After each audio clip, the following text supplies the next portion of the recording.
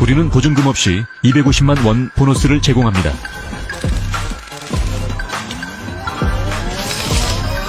무료 등록을 위한 진짜 돈.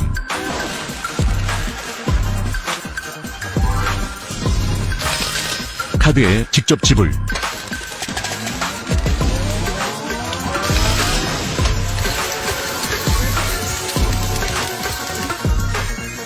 우리의 비용으로 무료 게임.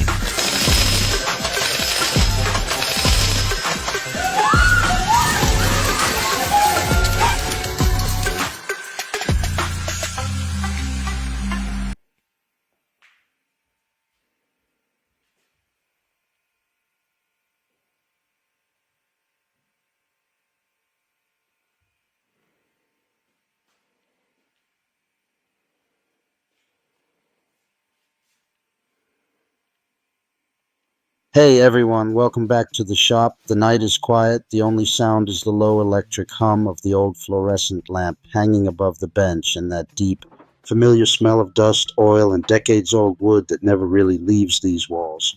In front of me lies a relic, a massive early 2000s computer monitor, the kind with a thick glass screen and a plastic case heavier than some modern televisions. To almost anyone else, this thing is electronic waste, something to be tossed into a dumpster without a second thought. But when I look at it, I don't see junk. I see a perfect 250 millimeter disc of crystal clear acrylic that has been hidden from the world for 20 years, just waiting for the moment it gets to spin again. There's something almost sacred, almost meditative about rescuing objects the rest of the world has already written off. This monitor once sat on someone's desk while they sent their first nervous emails, watched grainy YouTube videos at 360p, laughed at stupid memes, maybe even edited their wedding photos. It was part of countless small human moments, and now every circuit board, every screw, every tired capacitor inside it is dead, except this one piece of acrylic that is still flawless. Tonight, that forgotten piece becomes the heart of a real workshop machine, a disc sander that will quietly, faithfully smooth wood long after both it and I are gone. We're not building this because I can't afford a factory-made sander. We're building it because only when you take trash in your hands, cut it, weld it, balance it, and finally hear it roar to life, do you truly understand what a tool actually is. A tool is not a product. A tool is a conversation between you, the material, and time itself. Tonight, the conversation partners are a 750-watt motor that somehow survived 3 completely burnt-out ventilation systems, random pieces of rusty square tube that have been leaning against a wall for years, and this thick, honest piece of acrylic that outlived its original purpose by 2 decades. 3 orphans, 1 new life. Let's begin. Disassembling an old monitor always feels like performing an autopsy on a small slice of history. You remove screw after screw, the plastic creaks and sighs like it's reluctant to give up its secrets, and finally you lift away the shroud. And there it is, 8 millimeters of perfectly clear acrylic, untouched by scratches, untouched by sunlight for 20 years. I run my finger across the surface and it's cold, almost icy, but completely brutally honest. This material never pretended to be anything it wasn't. It just waited, cutting a perfect 250 millimeter circle without a CNC or a laser is an act of pure trust. Trust in the blade not to wander, trust in your hands not to shake, trust in the acrylic not to crack under pressure. You draw the circle the old school way, find the center with a compass and a steady pulse, and then you guide the blade slowly, breathing with the machine. When the disc finally drops free, it lands on the bench with a soft, satisfying thud, the exact sound something makes when it is born for the second time. Down on the floor waits the motor. It looks tired, covered in dust and old grease, but when I cleaned the bearings last week, it spun as smoothly as the day it left the factory.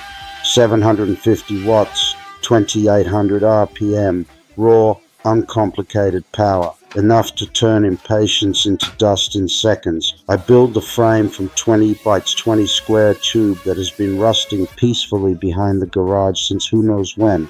I cut, I weld, I grind, I paint everything matte black so the machine almost disappears into the shadows and only the spinning disc remains the star of the show. Every extra gram, every unnecessary bracket I leave out. The secret to any good homemade tool is ruthless minimalism. Include nothing that doesn't have a reason to exist. Less is never lazy when it's honest. The work table is made from another piece of acrylic, thinner this time, almost delicate, but still strong enough to take real punishment. I cut a precise slot so the disc can rise through it like the moon through clouds. Then I add the angle adjustment, a couple of slotted brackets, a wing nut, and suddenly it tilts smoothly from 0 to 50 degrees. Nothing here is over-engineered, nothing is fragile. It's crude, honest, and accurate to within half a degree, exactly what you need and not a single thing. Across the entire face of the big disc, I glue industrial-grade hook and loop. When the first sheet of 80 grit abrasive rips onto it, the sound is pure commitment, like tearing open a letter you already know will change everything. Under the table, I weld a simple 50mm dust port aimed directly at the point where wood meets grit. Later, when a shop vac is connected, the storm of sawdust will vanish before it even learns your name. Clean work is respectful work. The first power-up is always the moment of truth. The disc wakes, slowly finds its balance, then suddenly screams into full voice. For a split second, I'm afraid the acrylic will explode into 1,000 shards, but it doesn't. It just sings. I take a rough piece of oak that has been sitting in the corner since last winter and press it gently against the spinning surface. Centuries of growth, storms, sun, and wind disappear in warm golden snow that gets sucked away instantly. There is a deep, almost spiritual peace in that moment, watching time itself being erased while simultaneously creating something smooth, something new, something that will probably outlast me by another century. I switch to 240 grit and run the same board again. One more pass and the surface feels softer than skin, warmer than skin, alive in a way no piece of fresh lumber ever feels. This machine doesn't simply remove material.